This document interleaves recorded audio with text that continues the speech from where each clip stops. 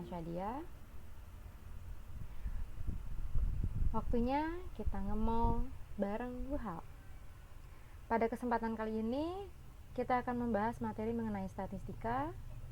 Ini adalah bagian pertama untuk kelas 12 semester 1. Di part 1 ini, kita akan mempelajari mengenai ukuran pemusatan data tunggal dan juga ukuran letak data tunggal. Yang pertama, kita mulai dari ukuran pemusatan data tunggal. Ada 3 nilai statistik yang dapat dipakai untuk memberikan gambaran tentang suatu data, yaitu rataan, median, dan juga modus. Ketiga nilai tersebut memberikan gambaran pemusatan nilai-nilai dari suatu data yang telah kita amati. Oleh karena itu, ketiga data tadi disebut sebagai ukuran pemusatan data atau ukuran tendensi sentral. Yang pertama, di sini kita akan membahas mengenai rumus dari mean atau rataan. Kamu udah pernah belajar sebelumnya, mau di tingkat SD maupun tingkat SMP ya. Kemudian di sini ada rumus X bar. Ini adalah simbol dari rataan atau mean, yaitu rumusnya jumlah datum dibagi banyak datum. Apa sih itu datum? Datum ini adalah bagian dari sebuah data. Misalkan gini, saya punya data nilai ulangan harian matematika. Nah, nilainya itu adalah 6, 7, 8. Nah, datanya itu adalah nilai ulangan harian, sedangkan datumnya itu adalah nilai-nilainya, yaitu 6, 7, 8 tadi. Atau kita bisa simbolkan dengan simbol matematika, yaitu X bar sama dengan sigma XI per N. XI ini yang tadi datum-datumnya, sigma ini adalah notasi atau simbol penjumlahan, kemudian N ini adalah banyak datum. Yang kedua yaitu modus. Nah, ini paling gampang cara nyarinya, karena kita nggak butuh rumus kalau di data tunggal ya. Kita tinggal lihat aja mana sih datum yang sering muncul atau yang punya frekuensi terbanyak, berarti itulah modusnya. Yang ketiga adalah median atau nilai tengah. Di sini ada 2 jenis rumus, yaitu median untuk datum ganjil dan juga untuk datum yang genap. Kenapa dibagi menjadi 2 seperti ini? Karena kalau misalkan yang kita pakai ganjil, rumusnya itu adalah X, N plus 1 per 2.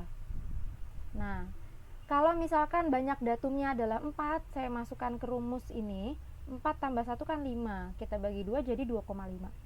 X ini kan menandakan datum ke berapa gitu. Nah, X 2,5, ada nggak sih datum ke 2,5? Kan nggak ada.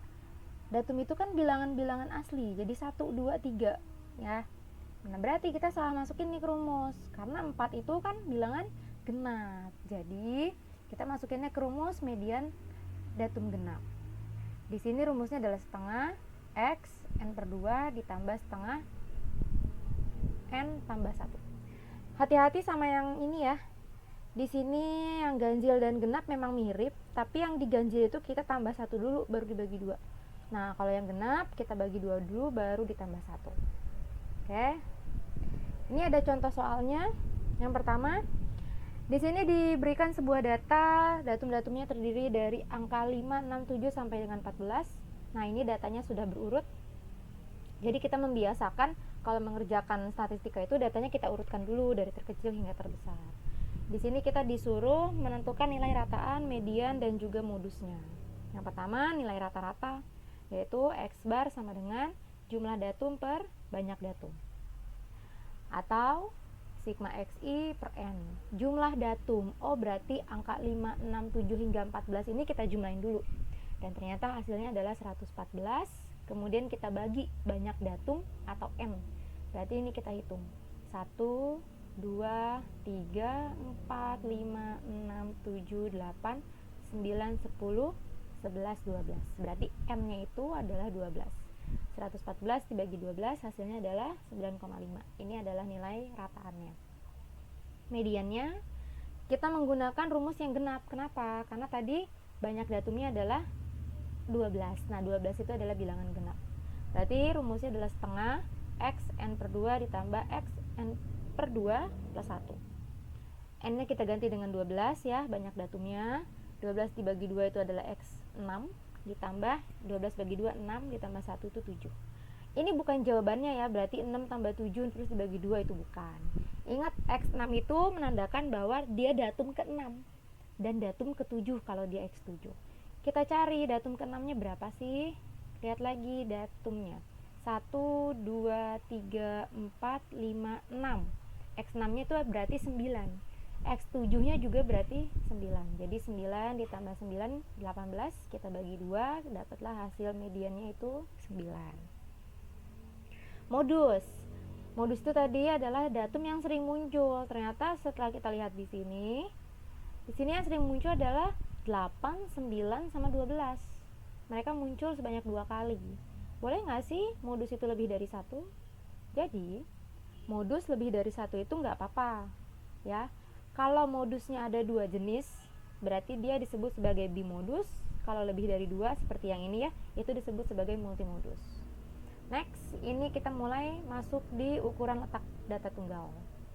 Di ukuran letak data tunggal yang pertama kita belajar mengenai kuartil.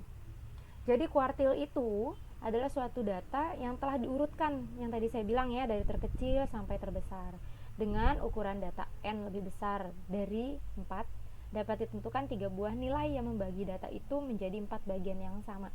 Maka ketiga data itu disebut sebagai kuartil. Maksudnya gimana sih? Pasti bingung deh kalau baca ini. Jadi gini, kamu bayangin, misalkan saya punya sebuah pita.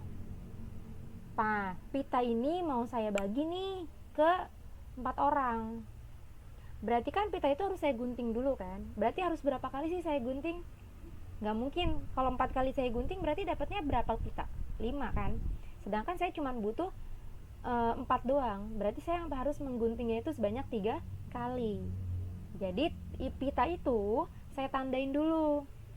Saya tandain sebanyak 3 kali biar daerahnya itu masing-masing memiliki panjang pita yang sama. Nah, kemudian saya gunting. Jadi, ketiga daerah tanda tadi itulah yang disebut sebagai kuartil. Karena ketiga tanda tadi membagi pita itu menjadi 4 bagian yang sama, kayak gitu. Nah, contohnya seperti ini.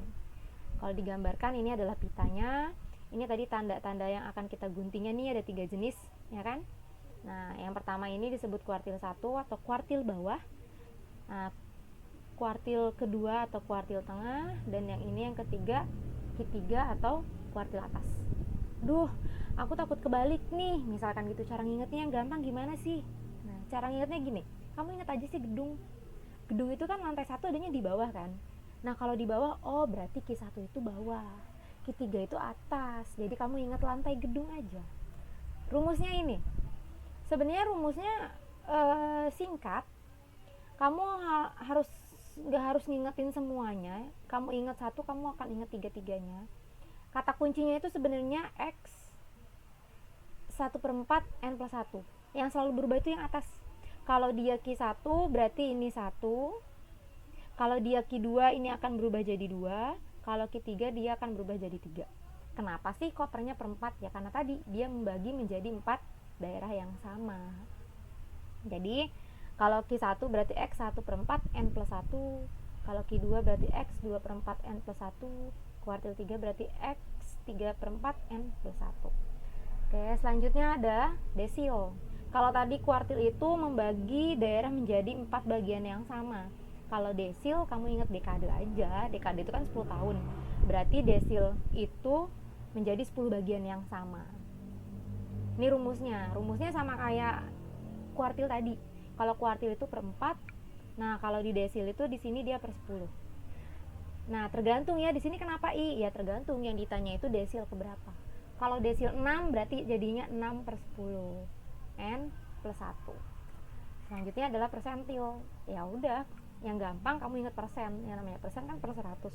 Berarti dia membagi datanya menjadi 100 bagian yang sama. Ini rumusnya juga tinggal ubah penyebutnya aja jadi per 100 ya. Jadi sebenarnya kuartil, desil, persentil rumusnya sebenarnya sama. Bedanya di penyebutnya itu kalau kuartil 4, desil itu 10 ya, seperti ini nih, desil 10, persentil itu 100. Atasnya ini tergantung yang ditanyanya persentil keberapa atau desil keberapa. Oke. Nah, ini ada contoh soal ukuran letak data tunggalnya. Yang pertama, di sini ada data. Oh, ternyata di sini datumnya masih acak ya. Kalau datumnya masih acak, berarti nanti kita harus urutkan dulu. Terus kita diminta untuk menentukan kuartil bawah, desil ke-6 dan juga persentil ke-40. Oke, setelah diurutkan, ini datanya jadi sudah berurut ini ya, dari terkecil hingga terbesar. Datumnya yaitu 21, 25, 28, 33, 36, 36, 40, 45. Yang pertama kita nyari kuartil bawah. Ingat, lantai 1 karena kuartilnya bawah, ya kan? Berarti 1/4. N-nya ada berapa? Kita hitung. Berapa sih banyak datumnya? 1, 2, 3, 4, 5, 6, 7, 8. N-nya ada 8. N-nya kita ganti nih jadi 8. 8 tambah 1 itu 9. 9 kali 1 tetap 9. Kita bagi 4. Nah, 9 dibagi 4 itu adalah 4,25. 4,25 ini bukan jawaban dari kuartil bawahnya. Ini belum selesai. Kan ada X. Kalau ada X berarti ini baru menandakan, nah betul, ini adalah datum ke 4,25. Nah, seperti yang tadi saya bilang, datum itu bilangan asli. Nah, ini desimal. Berarti cara penyelesaiannya kita menggunakan yang namanya interpolasi. Jadi caranya kita tuliskan di sini X4 ditambah, nah ini kan 4,25, 4-nya udah saya ambil, berarti sisanya adalah 0,25. Berarti ditambah 0,25. Ini adalah datum setelah 4 yaitu 5 dikurangin datum dianya yaitu 4. Oke, X4 atau datum keempat, kita cek datum keempat 1, 2, 3, 4 itu 33. Datum kelimanya adalah 36.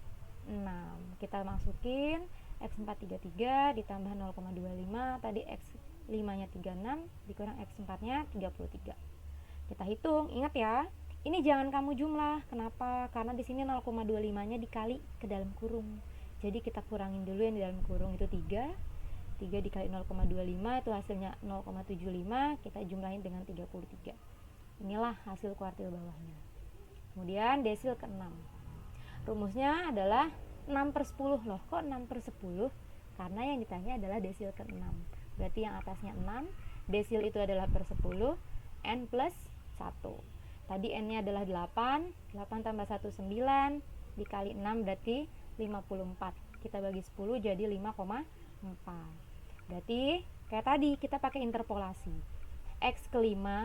Nah, sisa di sini 5-nya udah diambil berarti sisa 0,4. Kita substitusi nih, plus 0,4. Nah, X setelah 5 itu adalah 6 dikurangin X5-nya. Kita lihat lagi deh datum ke-5-nya. 1 2 3 4 5. Datum ke-5-nya adalah 36, datum ke-6-nya juga 36. Kita masukin 36 dikurang 36 itu 0. 0 dikali berapapun hasilnya tetap 0. Ditambah 36 berarti desil ke-6-nya adalah 36. Lalu persentil ke 40. Berarti X 40 per 100 dikali N plus 1. Ingat persentil itu per 100, yang ditanya persentil ke 40 berarti yang atasnya ini 40 ya. Sama kayak tadi caranya. 9 kali 40 itu kan 360, kita bagi 100 berarti 3,6. Pakai interpolasi lagi. Berarti X ketiganya berapa? Sisanya 0,6, tulis di sini 0,6 ya. X setelah X3 itu adalah X4, kemudian dikurangin si X3-nya. Masukin datum ketiga 28, datum keempatnya 33. 33 dikurang 28 itu 5, dikali 0,6 dapatlah 3. 3 ditambah 28 itu 31. Nah, kamu pelajarin lagi ukuran pemusatan data tunggal dan juga ukuran letak data tunggalnya. Ini ada latihan soalnya. Yang pertama ada 2 poin, kemudian yang kedua ada 3 poin. Kamu kerjakan, semoga berhasil. Ini adalah latihan kalian untuk mengetahui seberapa jauh pemahaman kalian tentang ukuran pemusatan dan juga letak data tunggal. Selamat belajar dari rumah, tetap semangat dan sehat selalu. Wassalamualaikum warahmatullahi wabarakatuh.